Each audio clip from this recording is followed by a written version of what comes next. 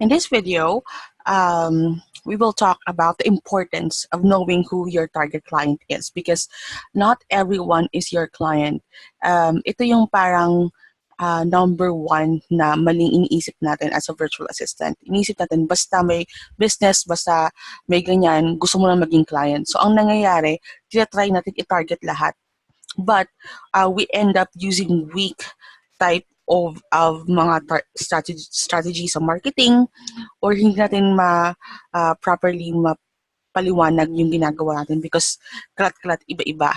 But you'll find the most practical na mag-focus ka sa isang segment or sa group of people na iisa lang yung focus or yung topic, yung theme. Because if you do that, mas madali ka mahahire kesa you try to target everybody. At the end of the day, nagsayang lang ng time. Okay? So, why do you want to target only a specific segment? So, number one, you can focus your marketing efforts on a single segment. Okay, so it's practical to go after a smaller segment because it saves time, effort, and money. Okay, so like sinabi ko kanina, kasi nung itatry nating habulin lahat, pero iba-iba sila eh. Whatever you say, someone out there will agree or not agree. Okay, so kaysa sa ubusin mo yung oras mo and trying to prove yourself to the people that will not eventually listen to you, eh mas okay na lang na i-focus mo yung ready na, naiintindihan nila and they get you. Okay? Number two, you know how to make yourself visible to them. If you go up to a group of people instead of everyone, you can focus your learning on what resonates with these people. Okay, since nakafocus ka na lang sa isa, ang i-master mo, hindi mo na kailangan i-master lahat.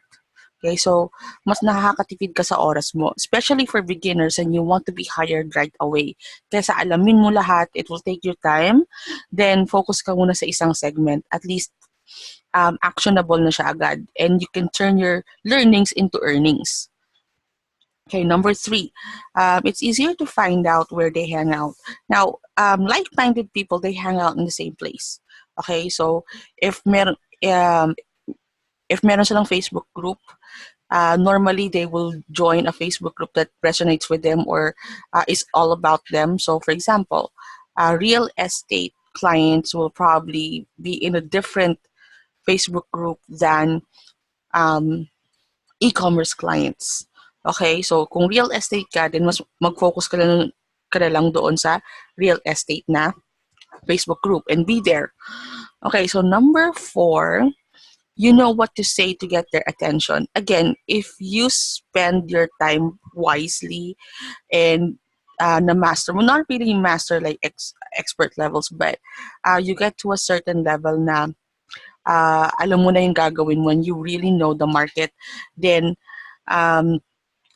alam mo na yung mga gusto nilang naririnig, yung mga terms, yung mga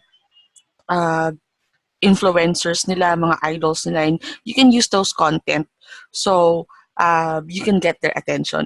Let's say we find na yung mga e-commerce clients, they're more inclined to listening to people like Gary Vaynerchuk, mga ganon, Warren Buffett, mga ganyan. Okay, so parang pwede mong i-tailor fit yung approach more or you can use those content to get their attention. Okay, so number five, you can spend time learning the right things and maximize your resources.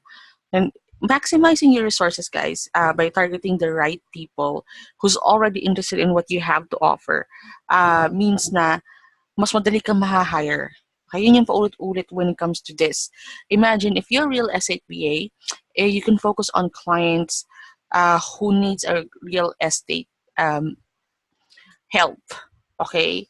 So, kapag nakita nila, okay, so ikaw yung kailangan ko i-hire kasi may alam ko na sa real estate, hindi na kita kailangang turuan pa, or kahit na kailangan turuan kita, madali ka na lang makaka-catch up instead of someone na masanay sa ibang bagay. Parang practical lang talaga to, guys. Kailangan practical ka lang talaga. And number six, you know what content resonates with them.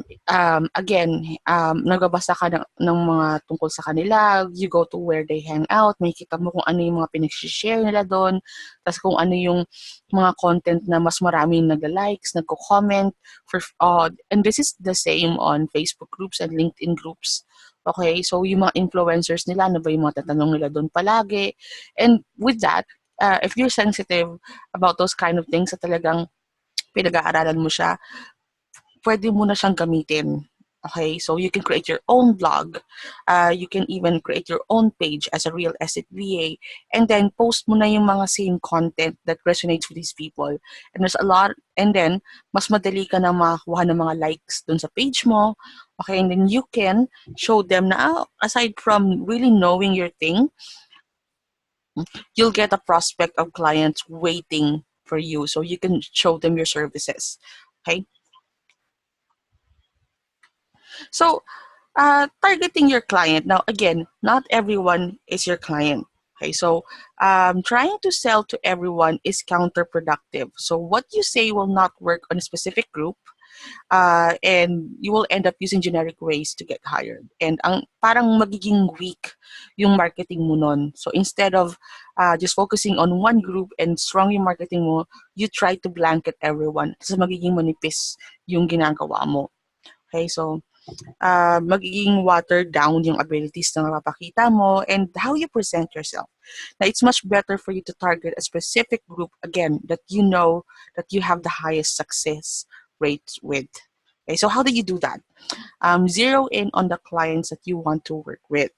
Okay, na list down your specific industry or niche.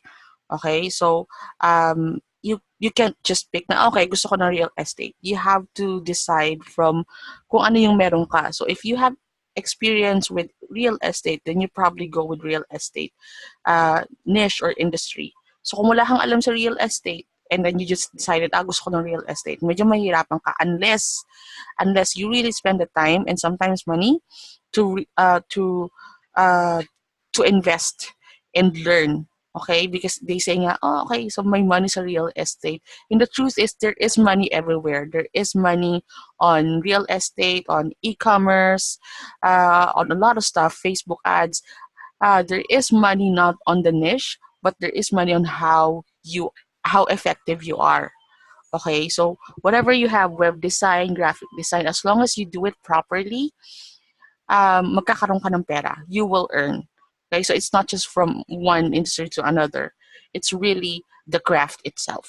Okay, so next would be yung keywords for the industry, like yung terms, software na ginagamit. If you can't find your industry niche, kunwari di mo alam kung real estate, e-commerce, ano ba,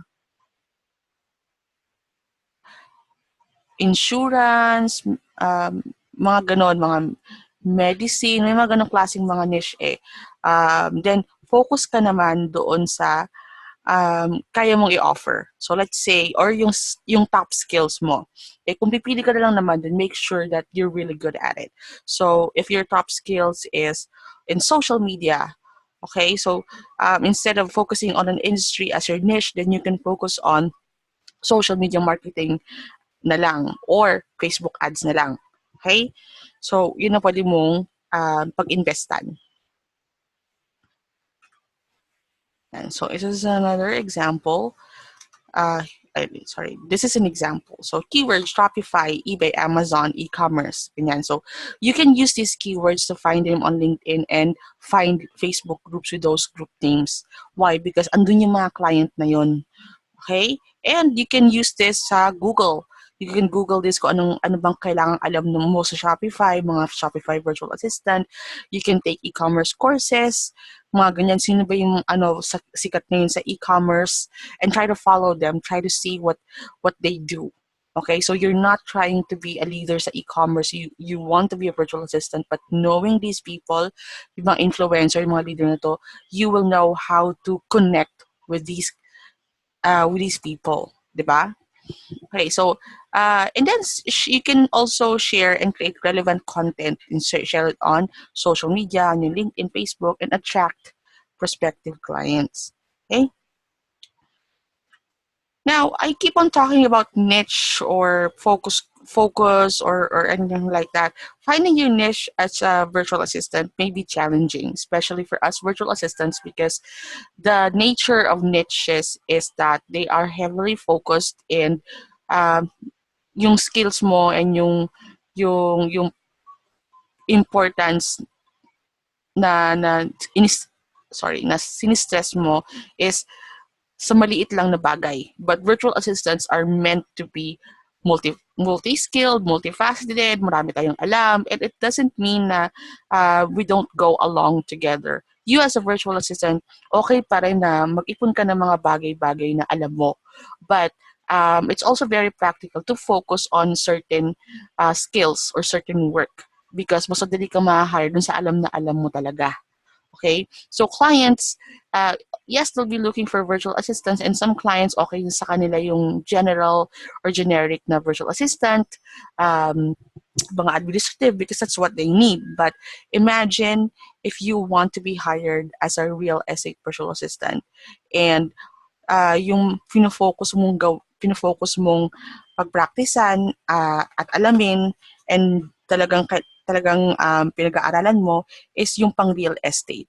You can position yourself dun sa mga real estate clients as someone na mas more hireable, someone na if they hire, you can also position for a better rate, right?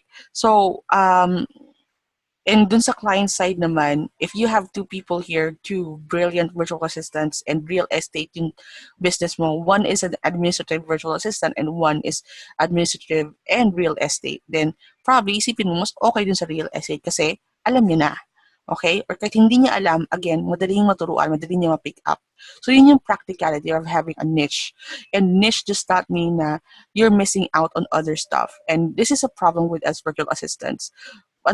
Ang dami nating gustong gawin kaya or kayang gawin, may mga tao talagang gano'n and hindi natin alam kung saan yung ifo-focus natin. Okay? So, ang nangyayari, papalipat-lipat ka ng attention. Okay? So, focus on your top skills. Okay?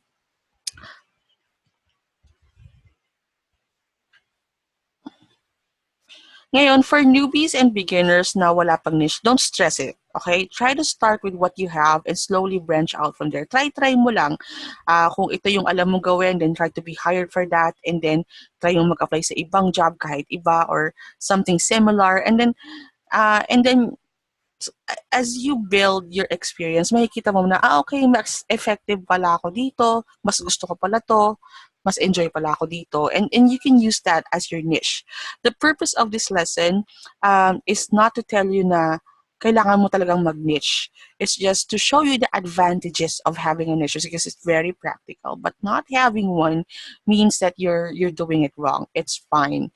Okay, it's just relax. You can start with no niche and slowly build.